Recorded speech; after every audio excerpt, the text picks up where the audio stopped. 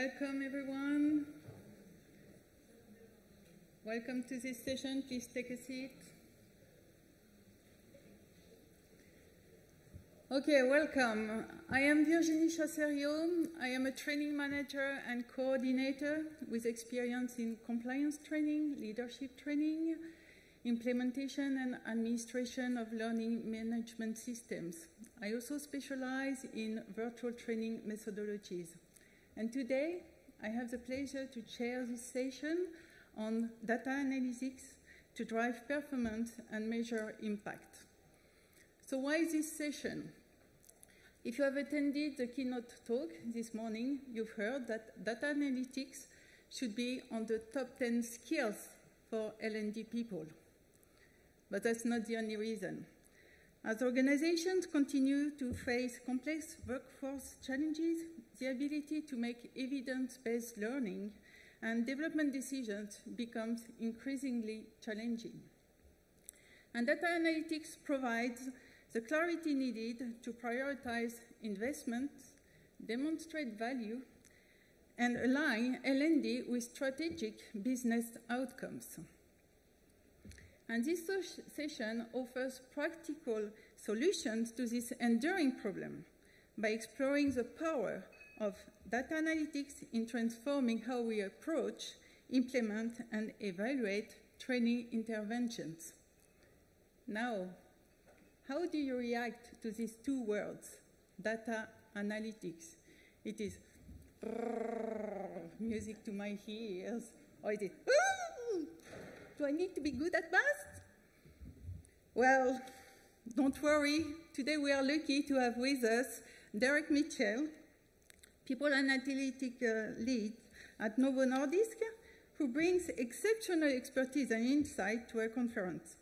And Derek has led analytics and insight teams for some of the UK's largest organizations and has established himself as passionate advocate for making measurement accessible and removing the fear often associated with data analysis. And Derek's practical approach demystifies analytics and makes it accessible to everyone in the learning function, regardless of technical background. So whether you're very kind with data analytics or fear of them, you are in the right place.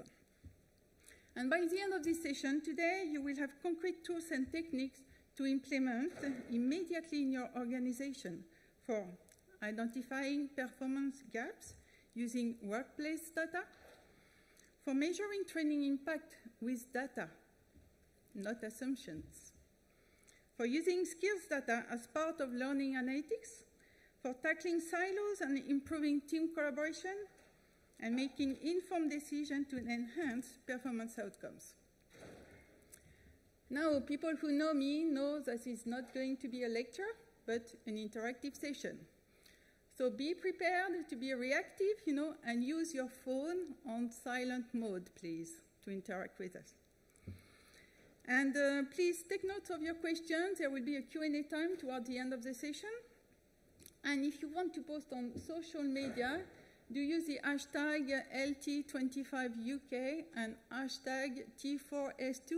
We also have a social team in the room to make that for us.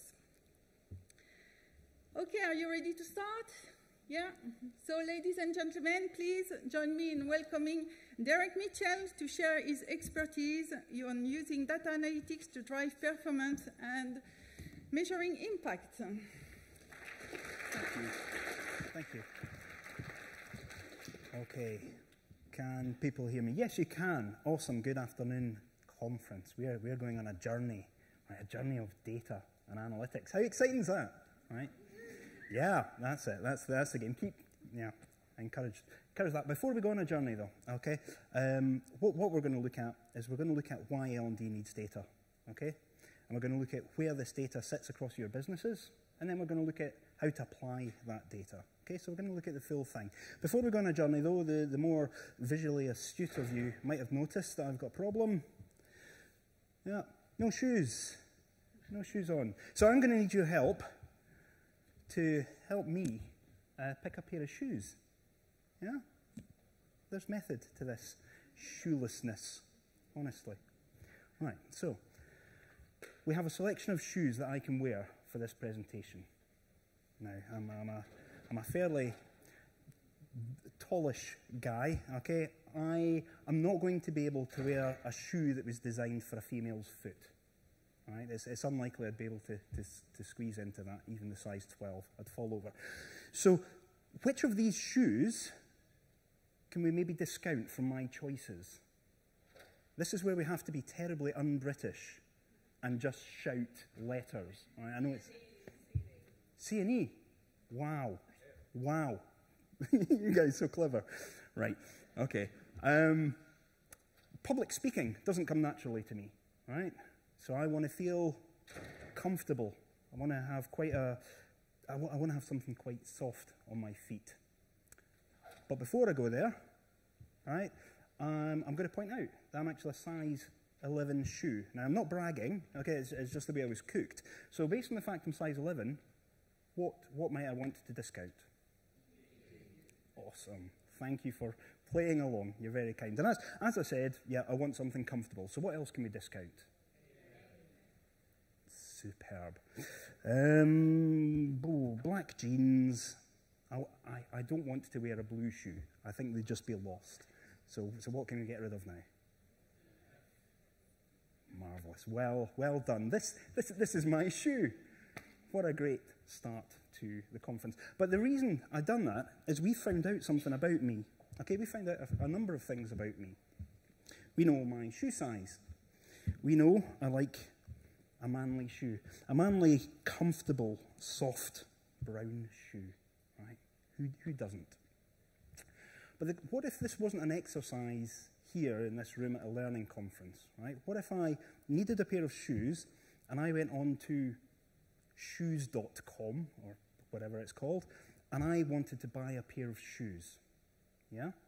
I would be telling that company lots of stuff about me just in that very brief interaction of getting a pair of shoes.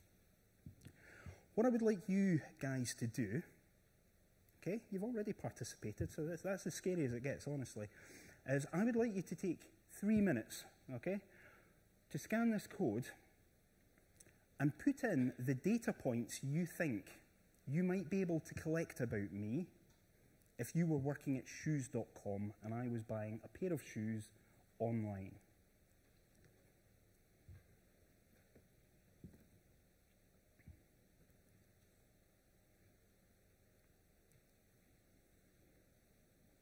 Who's going to be the bravest? Get the answer up first. Awesome.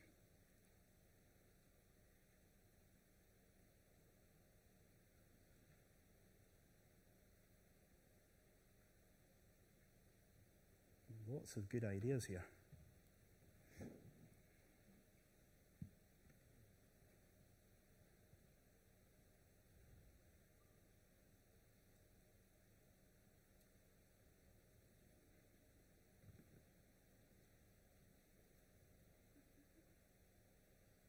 Surely we can't be generating all this data just from someone buying a pair of shoes, right? That would be mad.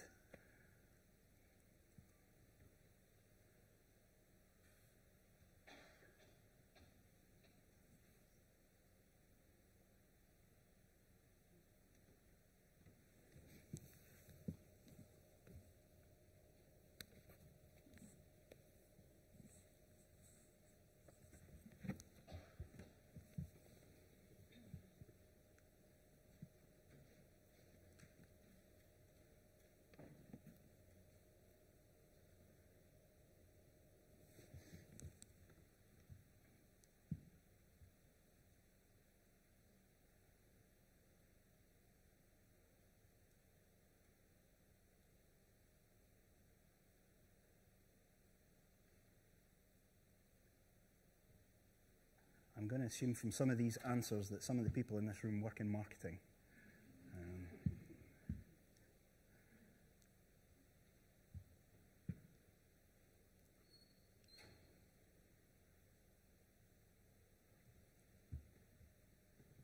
We have 1 minute left if anyone has anything else they'd like to add.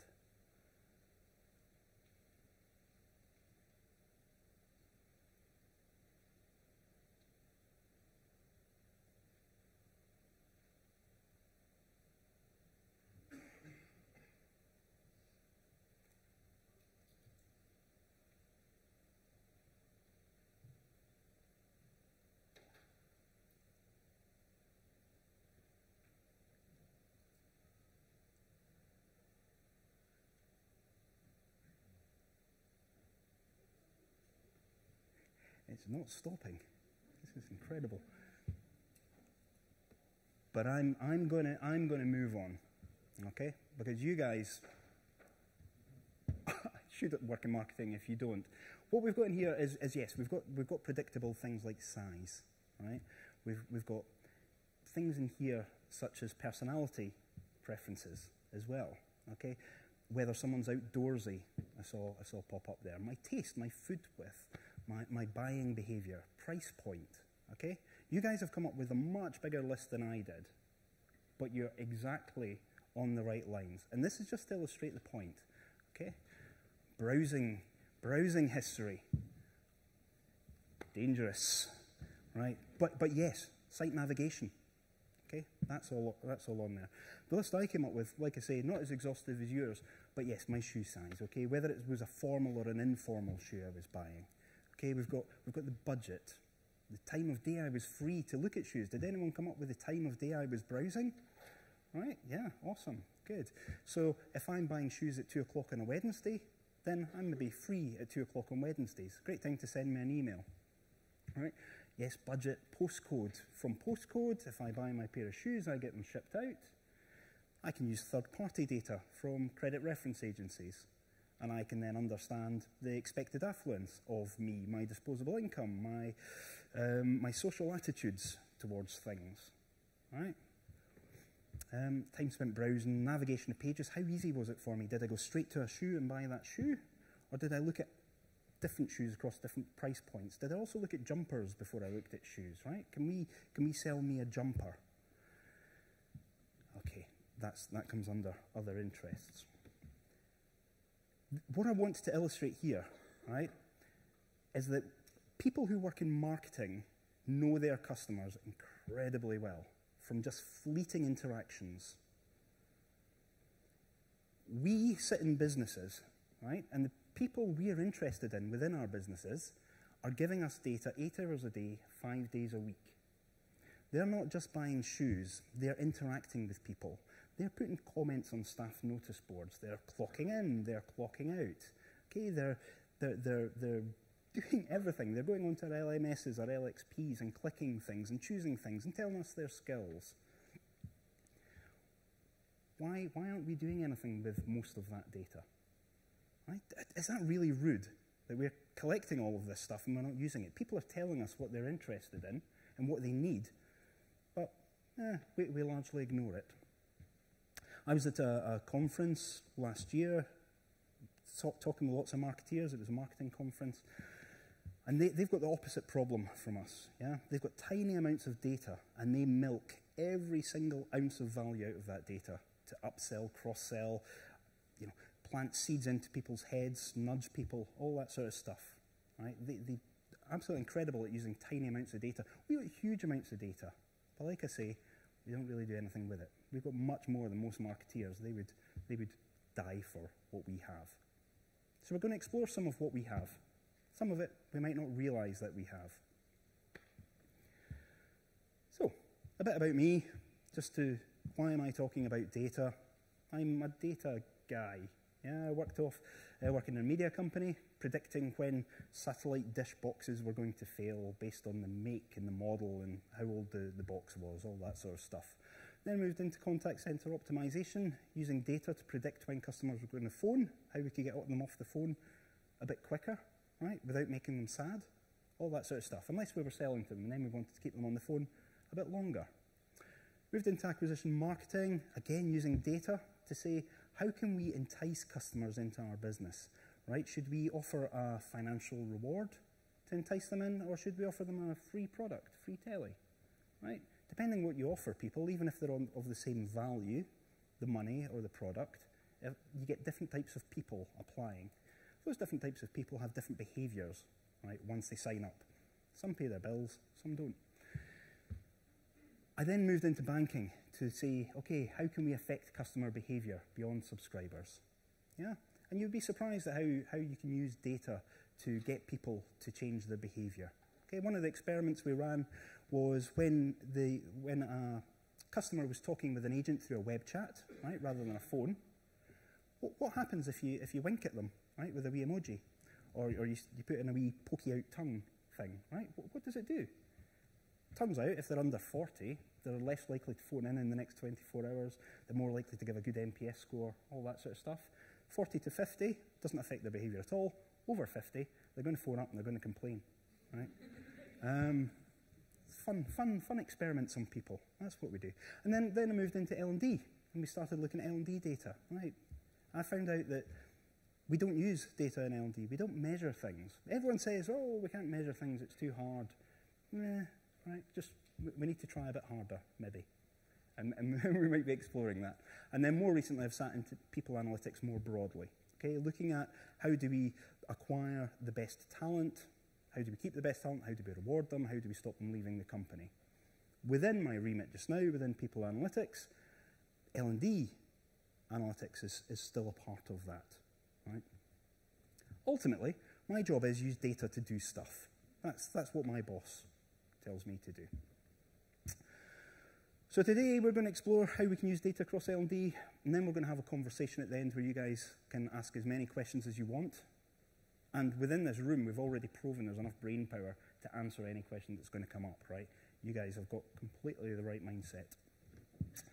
I'm not going to be exhausted in the data sources I show because we will all have different HR systems. We'll all have different learning providers, okay? But these things that I'm going to share are fundamentally true regardless of who your provider is. These things are universal. I've worked with data across lots of industries, lots of functions for a lot of time, hence the little white beard. But first, what is the job of L&D? What is the job of L&D? Any ideas? We've got the answer this morning. We did, right? It's to upskill our workforce. Totally.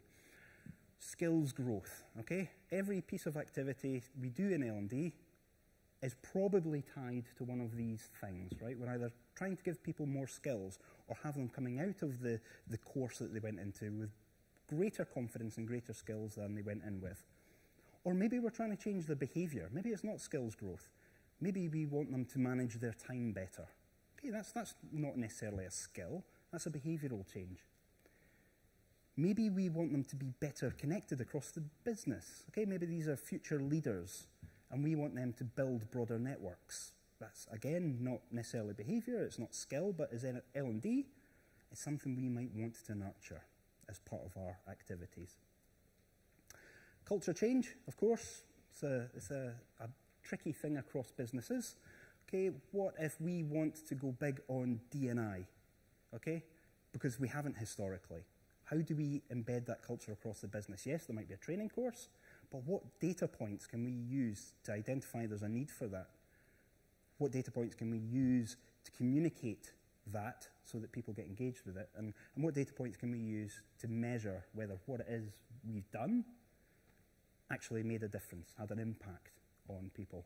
And then lastly, not the least important thing, performance change, right? How many widgets did Bob sell on Tuesday? We put him on a course on Wednesday. How many widgets did he sell on Thursday, right? If we're looking at sales. Everything we do in L&D is probably tied to one of these things. I would argue, and we might argue at the end of this, that would be fun, that if we're doing something that isn't tied to this, we should probably just can it. Right, so does L&D data sit on L&D systems? Right, we've got loads of providers downstairs. Right, we've got the best analytics in the world. We've got the best content in the world. We will AI people somehow to give them stuff. Right? Is that where our data resides? Who thinks it is? Show of hands. There's not a lot of hands going up. No. The data that is in the L&D ecosystem, you probably already know this, is probably the most boring data in the world. It's really not very exciting at all. Yes, we need to know when people have completed things. We need to know who those people are. Okay, they might register their skill scores on there. That's good, but most of the interesting data is held elsewhere. Now, you're going to think I'm taking a cop-out here by asking you to again participate, okay? But again, there's a reason for this. I would like you to take a few minutes to talk to the person next to you, and if there is no one next to you, turn around and talk to the person behind you. If there's no one behind you or in front of you, just go on your phone, right, and browse the internet or something. But ultimately, I would like you to take 4 minutes to talk to the person next to you about where you get data as an L&D professional, or if you're from an adjacent function, where do you get data to understand your employees currently? Yeah? Thank you. Yeah, time's off, please. Thank you. It sounds like the conversations are going to continue after this session, which is great, right? If you just met someone new, grab a coffee afterwards and chat about data stuff. But yeah, right, so we've got LMSs, surveys, LinkedIn. Fantastic. Who done LinkedIn? Lots of people? Some people? A shy person done LinkedIn. Surveys, end-of-year conversations, all of this stuff, yeah. It all generates data. Where I tend to look for data are in these places as broad categories, right? So we've got our HR systems. On our HR systems, people's CVs, right? What does that tell us about people? It tells us about their past history, what skills they might have had with other employers, right? It tells us about the skills that they think they have. They might not have them, but it tells us what they think they have. Their age, of course, their gender, how long they've worked in the business, how senior are they? Now, this isn't L&D data, but this is important data for L&D. Employee opinion, I saw surveys was put up by quite a few people. Yeah, joiners surveys, leavers surveys, annual surveys, whatever we do, this is people giving us data, telling us about their needs, or their concerns, or their personality. Right? It tells us so much. Learning systems, LXPs, LMSs, what content have they completed? How have they rated themselves on their skills? Workplace systems, SharePoint, Outlook, Viva. Is anyone using Viva yet? Yeah, awesome, cool. Social systems, right? Where people are going to talk to each other on Slack or Workplace or whatever. Right? People are giving us all this data. And performance systems, of course. Local KPI, spreadsheets that are held across all the business telling us how people are performing that week against their thing, or that month, so on and so forth.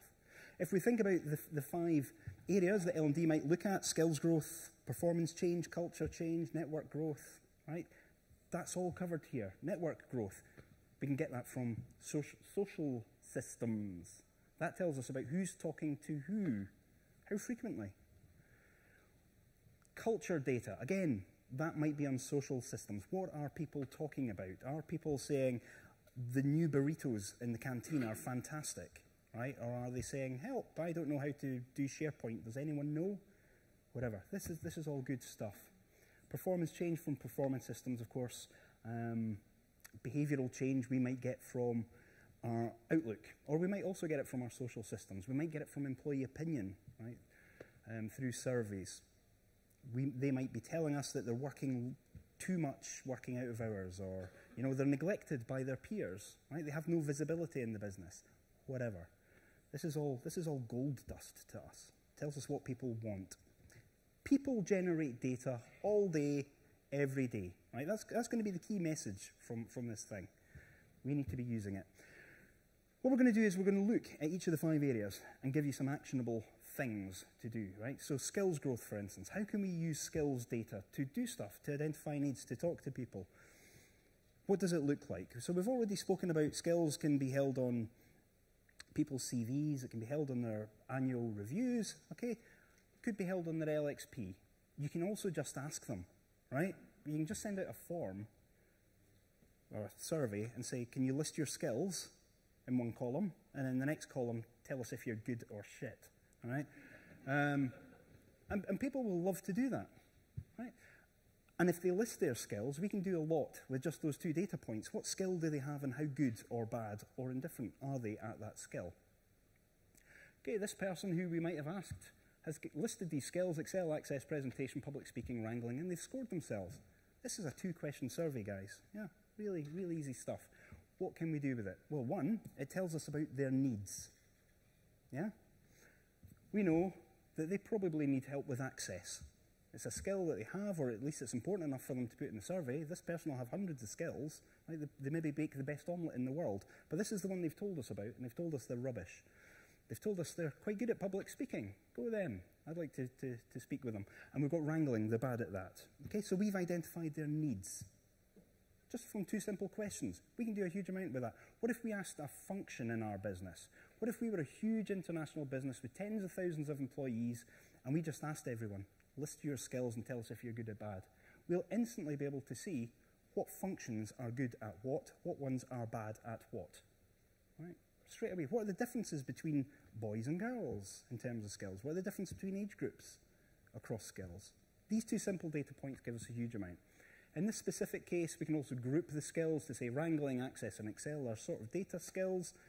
So average overall, they're weaker in data than they are in communication skills. Right? This is just 2 data points we're using. When we're promoting content to this person here for our new access course we've got, we can tell them why we've sent them to this course, right? Rather than emailing everyone in our business, 10,000, 20,000, 500 people, saying, we've got a new course on access, sign up, right? Let's just send it to the 30 or 40 people who have told us they need it and they're not very good at it, right? We're then demonstrating the value to the business from not having people open up emails they don't want, right? That's a time saving.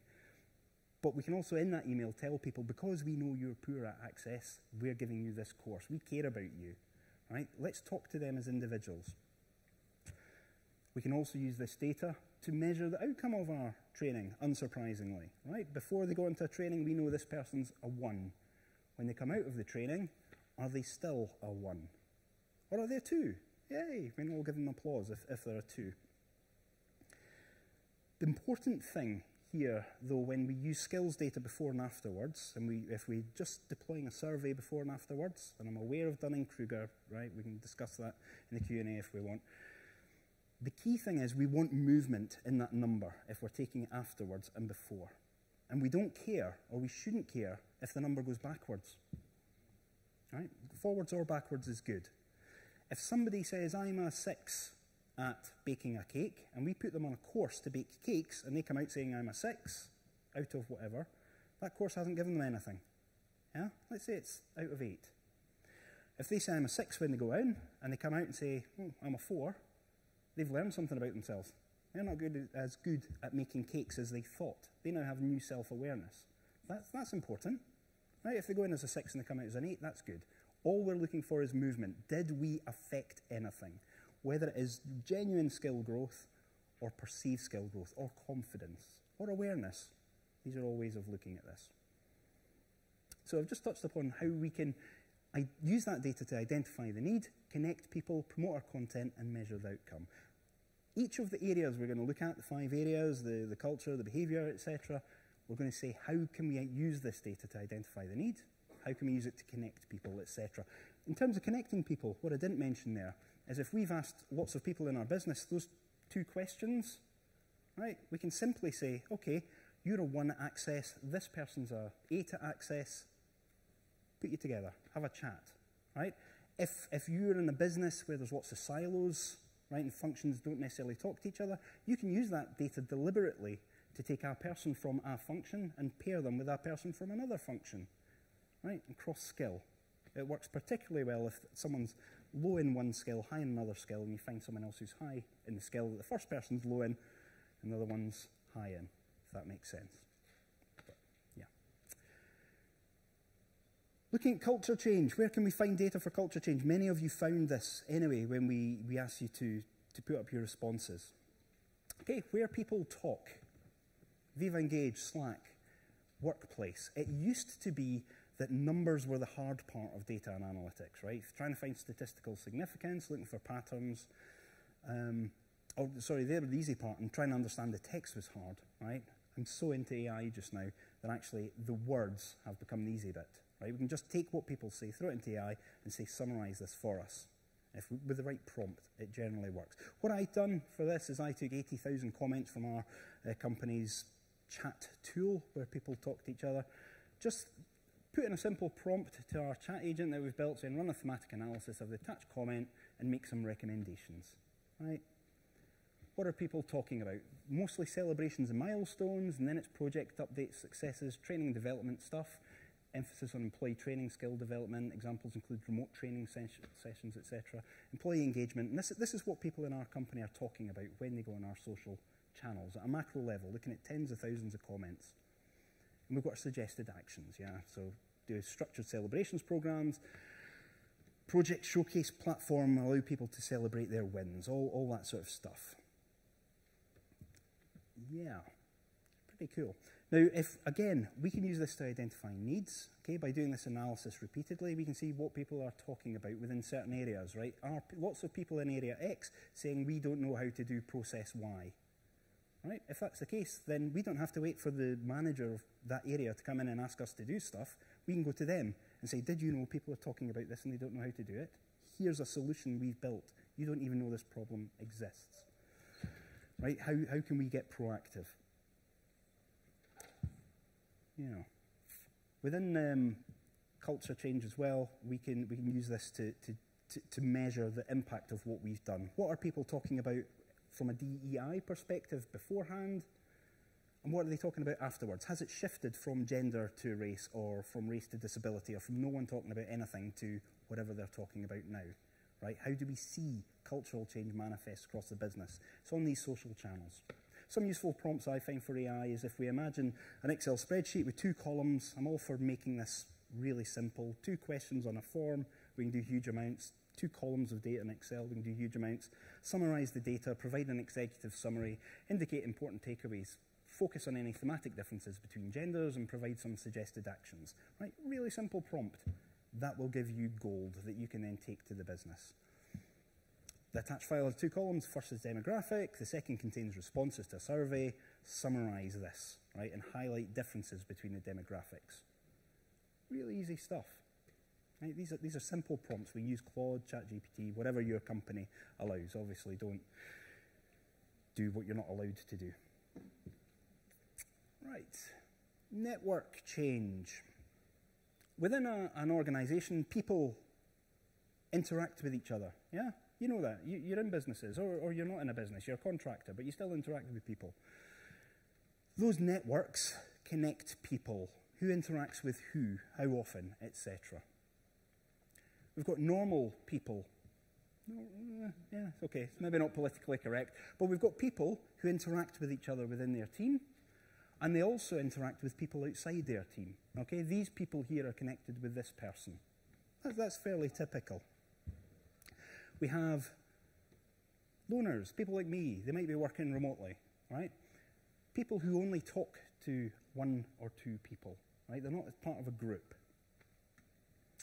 Someone who's isolated as a senior leader might need a different treatment than someone who's isolated as a junior person. But these people are still isolated. We'll cover that in a moment.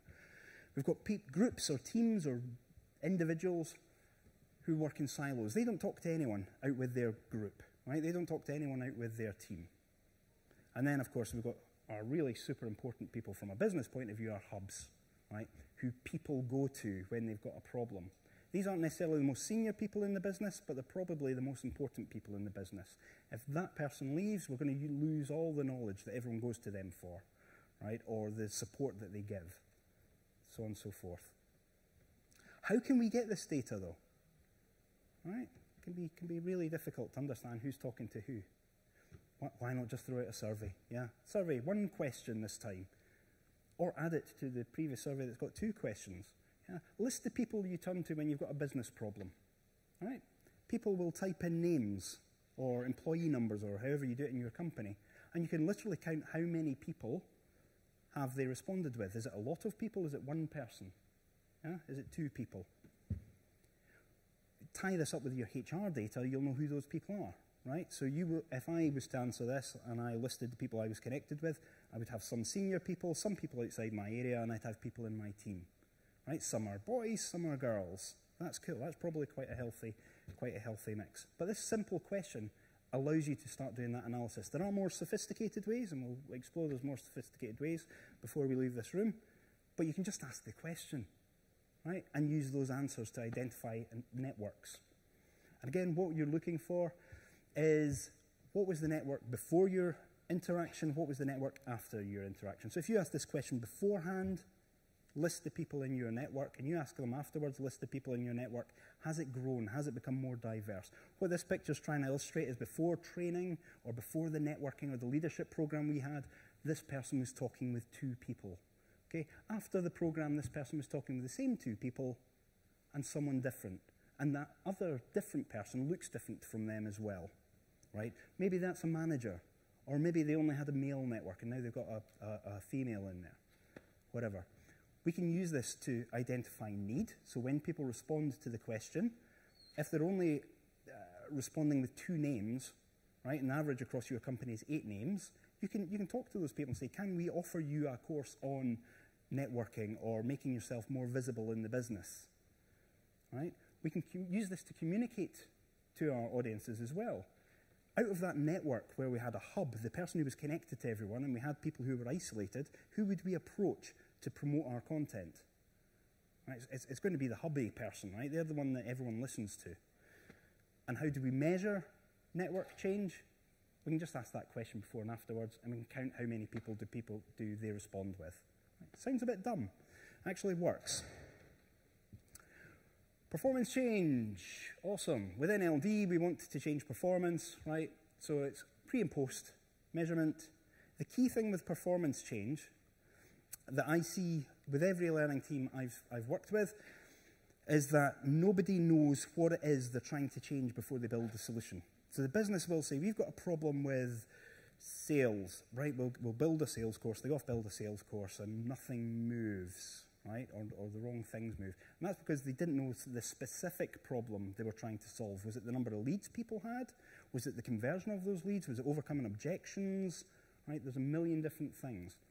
So if we don't know what metric we are trying to change before we start our learning outcomes, we're never going to do it. We're never going to understand. We're never going to be able to measure it, right? Ultimately, and we're never going to be able to build the right solution. What we have to do is understand from the business, before we do anything, what specific metric is it that we want to affect, and how do you know that's a problem, right? Can you show me the report that shows this metric going down or below our target? Yeah? If they can't show you that, we don't know it's a problem. So what we do is we don't do anything in our business, right? We just say, no, you have to prove it. If they can show you a number, then your question is, cool, who gave you that number, right? Who was it in your HR analytics team or your performance team that gave you that number? And speak to that person. We're building a course to affect this number. Can you give us a weekly feed of that number? Thank you, right? Whatever it is. Again, just a little tip, if you're going to go to a HR team or an analytics team or what have you, and you're going to ask for a number, okay, don't just ask for the number. Conversion rate, I'm focusing on sales because that's the thing that's generic across businesses, yeah? 1 sale divided by 2 opportunities is half 50% conversion rate, okay? What we need to do is not ask the analytics team to give us the IDs of a person and their conversion rate per week. Right, we need the numerator and the denominator. What I mean by numerator and denominator, should anyone not know, is what number divided by what number. Right, so in here we've got, this is perhaps sales against opportunity to sell things. Right, so this top row is 25%, and this is 25%. It's the same number, right? Cool. So why do we need numerators and denominators as opposed to the metrics? Because if we are tracking that metric over time, and we don't have numerators and denominators, we're using these numbers here, right? And as soon as we start breaking this down by gender or by team, we start losing what these numbers actually mean. So the average conversion rate for the numbers on the right is 20.8. The average conversion rate is 20.66, but it's the same percentages, right? So always ask your data team for the numerators and the denominators. That's a bit dry. I know it's a bit dry, but it's the only way to measure things. Key takeaway for this slide is don't do anything unless you've got a metric. Once you've got a metric, find out who produced it, get literally the name of that person so you can chase them up, and then ask that person to give you the data with the numerators and denominators so you can then slice it down further and you can calculate that metric yourself. I don't think anyone here is going to be creeped out by the data we've seen so far, given the answers that you guys shared. but I'm going to ask anyway. Is anyone creeped out by the data we've looked at so far? Answer? Yeah. You are. Good. Why? Formulating. It's just, I love data, but also why, as a person, as an employee in a company, I wouldn't want to give my company this level of data about myself. Because, yeah, my organisation had a data breach last year. I now get spam calls all the time from people trying to sell me stuff. Right. So I see the value of it as an L&D person, but I personally wouldn't like to give all that data because I don't actually trust them to keep it safe from outside our system. Awesome. Cool. IT security is a big thing. And I'm with you, but this is about to get creepier. So, yeah. Okay, you guys may be aware, right? You probably work for large organizations. Most people in this room probably work for large organizations. And if it's a large organization, they're probably using Microsoft, right? And if they're using Microsoft, your data is getting tracked, right? We are capturing, I say we, I'm a data analyst and we're working in people analytics, right? But your data is being captured in terms of these things here. Your collaboration activity, okay? Your external collaborations, right? Who you're working with outside the company. When you're logging on, how long it's taking you to compose an email. All of this data is captured by default. Right? Some people are surprised by that. There's good reasons why it's captured, right? If someone sends an email to the CEO saying you're a dick, right? We need to know who that person was, and we need to know when it was sent, all that sort of stuff. But much of what I've talked about behavioral data, Microsoft is a great source for this stuff. So what you can see in here is we've got a number of categories, such as focus. This is how much time you set in your calendar to focus on things. And we can track when you're in your focus time in your calendar, are you focusing? Or are you letting people contact you and answer your phone? Are people being rude by actually putting in calendar things when they can already see you've got focus time? That's a cultural problem. That's a behavioral problem. That's data that we can use to proactively go out to business area and say people are going to burn out, right? Because actually they're logging on at 3 o'clock every Saturday afternoon, right? This is really rich data. These are real data points, redundant meeting hours, unscheduled calls with a skip level. Skip level is your manager's manager. So how many times are you getting phoned from your boss's boss, right? That's an unhealthy thing. How many meetings are you having with your manager? Again, we can use this data to identify needs across the business, whether it's to change people's working patterns or change their working behaviors. We can use this to look at their collaboration network, okay? How influential are they in the business? Everyone who uses Microsoft is given a score. Yeah, you won't be surprised by that, right? You get a score. Number one is the most influential person in the business, not necessarily CEO, it's the one that has the most connections and at the most seniority, right? Number 70,000, if you've got 70,000 employees, is the least influential person. Again, you can use that to identify needs, who are less influential people, what training do they need, how do we make them more visible. You can use this to connect people across the business, to say, your score 500, this person's score 3, let's join you up. And again, before and after this data is captured longitudinally, which means it's, we capture it all the time. You can see what effect did we have from our intervention, right? If we put people through a time management course, were they then sending less emails or attending more meetings in person or not logging on in the evenings, not working late? All that sort of stuff. This is data that is captured. Like I say, we've got external collaboration as well, which is, how many people are you contacting outside your company?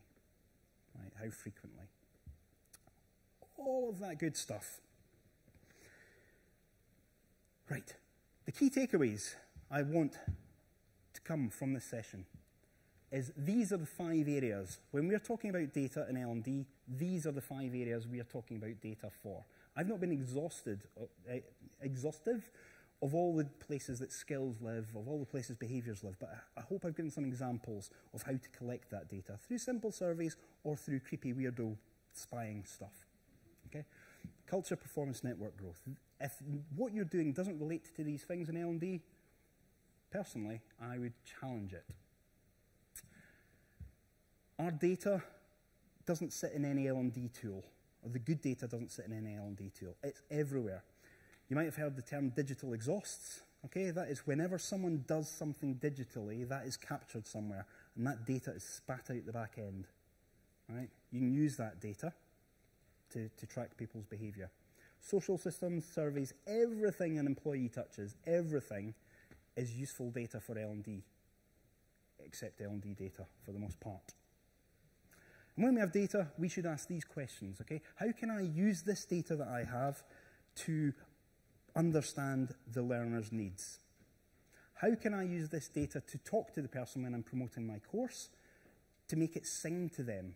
Okay, we're not just putting you on a time management course, right? We're putting you on a time management course because we know that you're spending 20% of evenings logging on and doing stuff. We want to help you, right? People are much warmer to this stuff if you tell them why you're doing it and you're completely transparent. How do you use this data point to measure outcomes? And then how can you use this data to put people together? People who are struggling with a skill, or people who are struggling with a behavior, or people who are struggling with a culture, or people who are struggling with a performance. How do you use that to deliberately put them to someone else in the business who we need to connect them with? Whether it's just because that person is better at that thing, or because we want to break down silos. L&D has a great opportunity to form these relationships across the business and pull the strings together. No one else has employee needs understood as well as L&D if we use this data. So I'm going to stop and see if we've got any questions, if that's okay. And we do have a microphone. Yeah.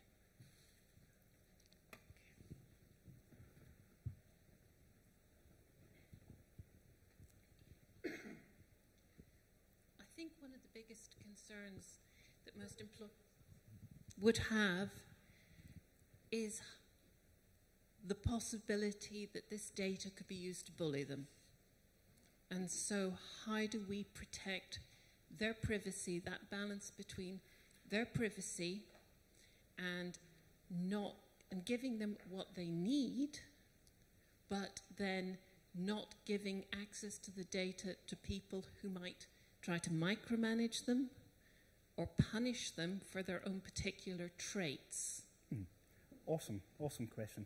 So when we have this data, we've got enormous responsibility, okay? If we're using this data in a people analytics function or within an L&D function, we only use it for the purposes for which we have legitimate use to use it for, right? GDPR says that a business can use this data if we have a legitimate business use, okay? So we can't just use it to bully people, right? Now, this is where companies' ethics come into it as well. We could technically use it to bully them, to shimmy on the performance, okay? Because that would be a legitimate business use, right? The purpose of the business is to get and drive up performance. We've got this data generated from employees, so we could. I wouldn't want to work for that company personally, right? So we have our ethical considerations. And ethical considerations are generally, does it benefit the employee? Is it to the employee's benefit, right? If we can see that they're logging on out of hours, that's not good for them. Right? So intervening is not a bad thing. If someone gives us feedback in an annual survey saying, my stress levels are through the roof, right? Not doing something with that would be unethical, right? So is it to do the employee's good? Better still, so is it to the employee's good and the company's good? Does it benefit both? Because that's actually better than just benefiting the employee, right? So in terms of hierarchy, does it benefit both? Or does it just benefit the employee? If it's only to benefit of the company, but not the employee, we would take that to our ethics council and say, can we use it? If it's to the benefit of the company and it's detrimental to the employee, then we don't even touch that. So that's kind of the hierarchy we go through internally. But that is self-policed within our business. But what we have to do, obviously, when we're using this data, is when we're doing an analysis. Once we've joined the data together, we anonymize it, right? So we know a boy who is 24 is behaving like this, right? Versus a girl who is 35 behaving like that. At macro level, when we see all the boys of that group are behaving differently to the girls and it's detrimental, we might take action on that group. We might also take action on individuals at times, but only if it's to their benefit. Hi, thanks. How can you be sure if people measure themselves correct when you're putting those surveys? Yeah, awesome, great question. So we will get people who think they're the best person in the world at riding a horse, right? And you put them on a horse and they'll fall off straight away. They've never even seen a horse. They can't spell the word horse, right? Or we'll also get people who think they can't ride a horse, and you put them on and they're fantastic, right? Self-reported has its flaws. When we look at a population, if you put this across a population of 500 people in a business area, right, and generally, on average, they say we are strong in this area and we're weak in that area, you can trust that data, right? Especially if other areas are saying we are strong in this area and weaker in that one, the opposite, right? When it comes down to individuals, you can't always trust the data. And this is why it's important when we're looking at skill growth and self-reported skill growth. I mean, AI tests are actually better than self-reported skill growth, no surprise, right? But when people are self-reporting, that's why you're looking for any movement. Because then you'll catch out the people who thought they were fantastic and they've overscored themselves at first, and then they've had a kick in the nuts, right, when they've actually had to apply it, and they find they're not as good as they thought they were. They do, we've seen this in the data, score themselves down, right? So that's why any movement, positive or negative, is good. The only time it becomes a problem is when that score doesn't move, yeah. In capturing a lot of this data about sort of like your learners and people who work for your company, and it being anonymous or like sharing it up front, how do you create that culture for like people just wanting to engage with this as much as possible and being understanding that the data you're collecting is for X, Y, Z, and not just like maybe a fear factor of, oh, I shouldn't have this data because this may be used to bully me. How do you create that culture of engagement? So transparency is important.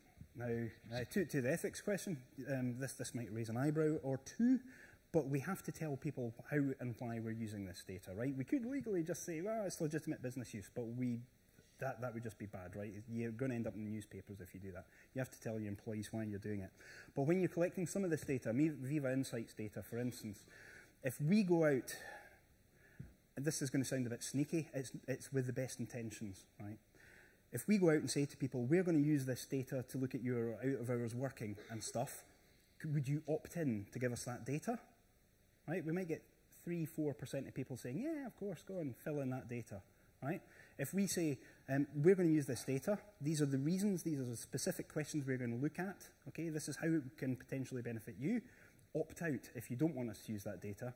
We'll find that 96–97% of people don't opt out, right, because you're asking them to do something. That sounds like a bit of trickery, right, the opt-in versus opt-out thing. But the key thing is we're telling them exactly what we're using the data for. And it's been really useful, you know, outside the L&D world, within the people analytics world more broadly, we had the hypothesis that when people are working weekends and when people are working late at night, right, these are going to be people who are close to burnout. They're going to be really stressed, right? And we had our annual survey come in where people self-rated their stress, and we thought there's going to be a really strong correlation between stress and people working after hours. Right? Of course there is. Why wouldn't there be? Not true, right? Not true for everyone. And this is where it becomes really important to look at it. For men, yeah, if they're working extra hours in our company, they're reporting really high stress because they are spending their day working, right, neglecting their childcare and the washing and what have you, right, gender stereotypes. But this holds true. They're not picking up their share of the work at home, and they're just working more, right? So they're working all day, and then they're working more at night. Our female population, actually, when they're working evenings, they reported much lower stress because they're actually managing their time better during the day, right? They are picking up that weight for us lazy guys, right? They're doing all the jobs that need to be done, and then they're logging on at the evening. And that's actually good for them. So when looking at this data isn't a bad thing, right? And we can't suppose that these correlations exist unless we look at the data. And that then helps the employees. But transparency is the important thing. We shared those results then with our workforce. Thanks. I have sort of like 2 tips and tricks that I want to ask you. We've been collecting a lot of data as well and trying to also infer some things out of that as well. There's 2 challenges that we sometimes have. One is correlation versus causation, and that's not always easy to distinguish. I'm maybe hoping to get some tips and tricks on that. And then also, how do you get that longitudinal data? Because a lot of times we only have it at one point in time. And that's something that we also struggle with. So maybe anything you can share around that? Yeah, correlation versus causation, right? Just because we put people through a training course on sales and sales went up by 3%, we might think that's fantastic. well done L&D function, great. That's clearly as a result of what we've done. No, I work for a science company, right? So we run a controlled experiment. What we do is we say, these people need this training on stuff, right? So let's put 50% of them through, randomly selected, 50% of them don't go through, and then look at the performance before and afterwards, right? That's how you start controlling for things, right? Make sure that you're selecting the groups that are, you know, even though it's randomly selected, that the performance is like for like. There's lots of ways to run experiments. But controlled trials are the gold standard for that stuff, right? So that's how you show causation. Correlation for L&D is usually good enough, right? We spent years, decades, probably the best part of a century, telling senior leaders in business, measurement's hard, we can't do anything, right? So if you now rock up and say, ah, look, we've done this thing and this number went up, for most companies that's good enough now, right? Because people have been so disappointed in the past. But if you want to show causation, it's a controlled experiment every time. It's the only way to do it, really. In terms of the second part of your question, sorry. Longitudinal data. So if it's employee survey data, then you ask it once annually. You're going to have to wait 5 years, right, before you can look at that trend. But you can do pulse surveys to get that stuff. For the Microsoft data, right, your company will currently have 18 months worth of week-by-week data for you for all your. It does exist, right? You just have to ask for it. For performance data, I'd be amazed if you didn't have that longitudinal data, right? People, you know, widgets produced on a production line per day are tracked, right? Sales made per whatever it is are tracked, right? The longitudinal data always exists. Where it doesn't, just do pulse surveys if you're capturing it that way. Otherwise, yeah, for network analysis, I would do that. Yeah, well, that's the answer. Yeah. I think sometimes we can feel like order takers as L&D, and I love what you said about not doing anything without a metric to show it.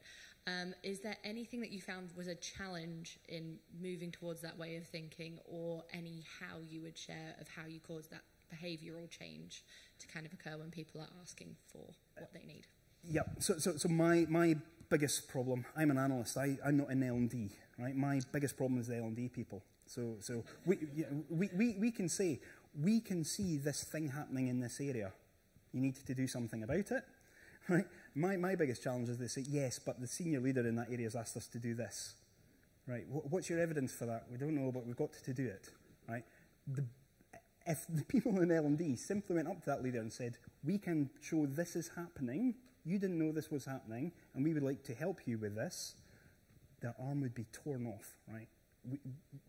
In the cases we've done it, that's been really welcome, but L&D is the biggest barrier to L&D doing this properly. Because it's easier, right? You're not really accountable. You just deliver a thing, people say, oh, I was delighted, all right, move on. Yeah. We've got one more, I think. Thanks, Derek. So I've got two parts of my question. The first one is, if we all now go back to our organisations, to the people analytics team, they're going to hate you because we're all going to be like, we want this data, please. So on the essence of self-serve, what would you suggest that we do as individuals to try and get our heads a bit more around self-serving data and analysing it at the basics? Awesome. So, and that's why I had a really boring slide in here about numerators and denominators, right? I've worked in a team that's just served the L&D team data, right? And there's nothing more annoying when they say, can we have sales for this cohort of people for this period of time, right? And then they run another sales course and they say, can we have this metric for this cohort of people for this period of time? 3 months later, can we have, right? That's really annoying. So just be really specific, right? Can we have the things that make up that metric for everyone in the company for every week going back 12 months and then appended every week going forward? Set up that report once and we'll never ask you again, right? They will love you for it, right? Fundamentally, ask for specifically exactly what you want and stress that if you get it, you're never going to bother them again, and they will that will go to the top of their list. Thank you. The second part for me is that we've been talking about data, but a lot of the stuff that we're going to do, and we've heard a lot about influencing the organisation, how do we tell the story through our data? So also, is there a tool or is there anything that we can look into ourselves to be able to understand how do you storytell around insight rather than just data? Yeah, right. This sounds really lazy. Right. And we're on a journey with this as well, okay? Dashboards were cool for a while, weren't they? Everyone wants a dashboard. Everyone still asks for a dashboard. Dashboards. Right. What we've now started doing is putting together our PowerPoint decks, as we would do historically, right? And then we take those PowerPoint decks and we put them in tools that are similar, that we've built in-house, to Google LLM. Has anyone used Google LLM? Right? If you haven't, right, any notes you've taken from this session, feed them into Google LLM and say, make me a podcast on this, right? They will have a narrative around that deck that you've fed in that will say, this number has gone up. I wonder if that's because of why. And it will just discuss why that is, right? I don't waste time anymore trying to create that, 58-page PowerPoint that brings people on that journey and tells the story. Let AI do it. It does it much better than us. Try and get away from dashboards, right? But don't just do PowerPoint presentations. Build that, throw it into AI, and say, tell the story. That's what we're doing. All right.